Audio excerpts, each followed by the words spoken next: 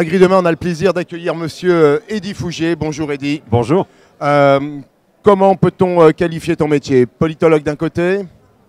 Oui, j'essaie d'analyser un certain nombre d'évolutions et puis de répondre un peu aux préoccupations du terrain. Donc j'ai aussi une fonction de consultant. Consultant. L'agriculture, je veux dire, tu es tombé dedans hein, professionnellement parce qu'en tout cas, c'est un sujet d'analyse, c'est un sujet de compréhension et bien sûr d'interrogation parce que ton dernier livre, Malaise à la ferme, enquête sur l'agribashing, on va dire qu'on est forcément d'actualité depuis déjà une petite décennie, hein, peut-être même au-delà. Où on en est aujourd'hui, je dirais dans notre monde je dirais de consommateurs et de partage avec le monde agricole pour avoir une nécessité de faire Malaise à la ferme, qui est finalement ton dernier livre. Il y a un tel malaise aujourd'hui? Alors, il y a un malaise et l'objectif de ce livre était à la fois de décrypter ce malaise pour le grand public. C'est un livre qui s'adresse aux agriculteurs, mais surtout au grand public. D'accord.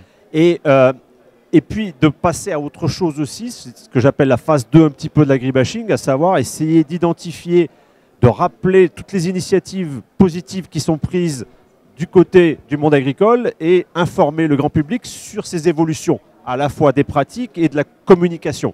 Donc c'est à la fois, encore une fois, d'analyser le phénomène d'agribashing, d'où il vient, comment il s'est développé, comment il a réussi à s'imposer dans l'espace public, et de voir toutes les initiatives qui sont prises par le monde agricole. Agri Demain en fait partie. Je l'entends parce que ton livre démarre forcément par, je dirais, ce paradoxe, parce que tu l'appelles également le grand paradoxe français, mais c'est le paradoxe du paradoxe à la limite, parce que oui, les Français aiment leurs agriculteurs, oui, les agriculteurs aiment leurs concitoyens français, et pour autant, il y a de l'agribashing aujourd'hui. Alors, il naîtrait peut-être au niveau des médias, au niveau des politiques, quelle est finalement cette racine de cet agribashing?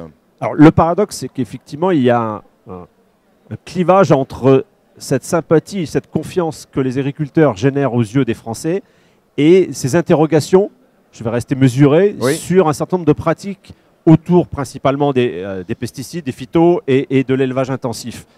Mais ce n'est pas le seul secteur d'activité qui est dans cette... Bien sûr, parce que ce n'est pas une globalité de l'agriculture. Regardons juste les policiers. Les enquêtes montrent qu'il y a une grande confiance vis-à-vis des policiers. Il n'empêche qu'il y a une critique très très forte sur les violences, etc. Bon. Et on a le même paradoxe en ce qui concerne l'alimentation. Jamais cette alimentation n'a été aussi sûre. Il y a eu aussi peu d'intoxication alimentaire et en même temps, jamais il y a eu autant d'interrogations, de craintes de l'empoisonnement insidieux dans l'alimentation. Alors, d'où est-ce que ça vient? Sans doute de l'évolution de la société qui fait qu'il y a une sorte de perception à fleur de peau du risque. On est obsédé par le risque avec ce fantasme du risque zéro qui est impossible à prouver et à mettre en œuvre. Et de l'autre côté, sans doute que le monde agricole et les agriculteurs se sont un peu éloignés de la société, qui se sont un peu éloignés du consommateur. Et ça aboutit à effectivement une montée des méconnaissances sur la réalité de l'agriculture d'aujourd'hui, sur ses contraintes techniques, sur ses contraintes économiques, et qui aboutit à ces incompréhensions, ces frictions que l'on peut voir même sur le terrain entre les agriculteurs et leurs voisins, par exemple. Je l'entends, Eddy, on est peut-être sur cette notion où depuis 40 ans, le label rouge, par exemple, est né. Hein, donc, premier cahier des charges, traçabilité. On l'a cherché, cette traçabilité, une reconnaissance alimentaire, tu l'évoquais en tout cas, pour une santé partagée.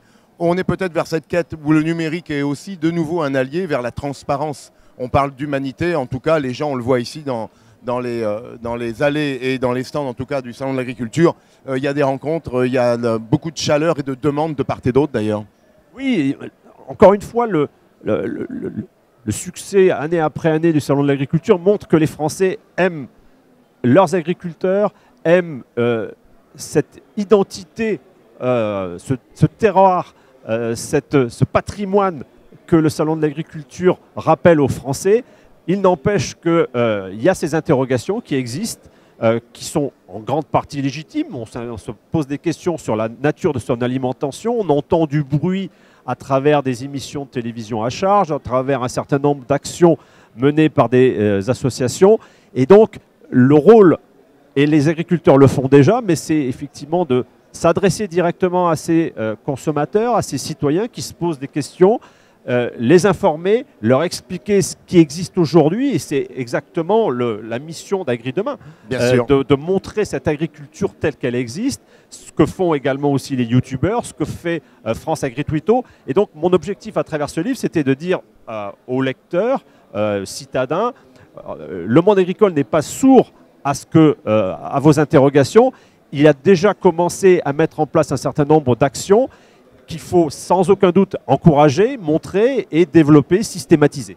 Alors, je dirais pour conclure, on va falloir se mettre nous aussi en mouvement, beaucoup d'attention, du temps à consacrer, éteignons nos télévisions, mettons-nous finalement à de saines lectures. Et au-delà de ça, effectivement, je crois qu'il faut se réapproprier aussi notre alimentation, aller chercher, comme tu l'évoques, des produits de proximité, de saison. Remettre du sens dans nos cuisines. Hein. Il faut forcément cuisiner en famille, entre amis. C'est peut-être là les premiers pas l'un vers l'autre en tout cas. Et se nourrir l'esprit. Et pour se nourrir l'esprit, on a besoin de docteurs aussi en écriture. Merci Eddy en tout cas de ce dernier fascicule Malaise à la ferme, un peu moins de 20 €. Hein. Édité, je n'ai pas vu l'éditeur, c'est... Marie B. D'accord. On le retrouve en librairie, sur Amazon également. Oui.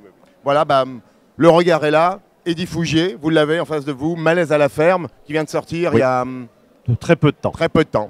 Voilà, Malaise à la ferme. Et remettre de l'humain. Remettre de l'humain, bien sûr, dans notre alimentation et dans nos échanges. Merci à toi, Eddy, pour ce coup de gueule et ce coup de cœur, en tout cas, parce qu'il y a les deux. C'est peut-être le paradoxe, mais mangeons sainement et aimons notre agriculture. Et puis, cultivons nos esprits. C'est peut-être aussi là, se mettre en appétit, c'est important. Double sens du mot culture. Exactement. Merci à toi, Eddy.